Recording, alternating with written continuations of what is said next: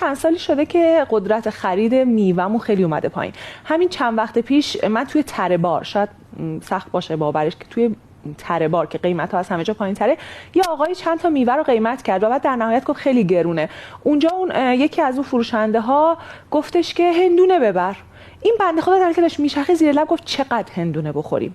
یعنی و این حرفش اصلا منو دیوونه کرد و بعد به خودم فکرم که واقعا مسئله قیمت میوه مسئله عجیبیه. اما خیلی از ما میدونیم قیمت بالاست، ولی چون کیلویی میخریم این قصه این که هر میوه دونه‌ای چقدر میفته واقعا خیلی عجیبه. این حیرت زده ممکنه بکنه کسی رو که دونه‌ای یه بار میوه خریده باشه. معمولا این حساسیت ما موقعی که میوه نوبرانه میاد داریم، ولی الان که دیگه اینایی که تو آوردی نوبرانه که من میوه خریدم از گذاشتم توش اصلا هیچ کدوم نوبرانه نیست و من اینجا فاکتور دارم بیننده های ما ببینن که هر یه دونه میوه براشون چقدر میفته. مثلا الان این هلو، این یه دونه هلو طبق فاکتور من 60,000 تومنه.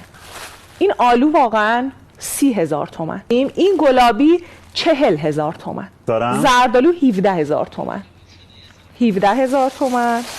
سیب، یه سیبی که نه از اون سیب فرانسه های گرونه، یه سیب ساده و معمولی من از روی ایشون نگاه بکنم 26,000 تومن. شلیلم 37,000 تومن ایشون اینوری که وایسه. و در آخر ایشون 34,000 تومن. به این میگن شلیل انجیری.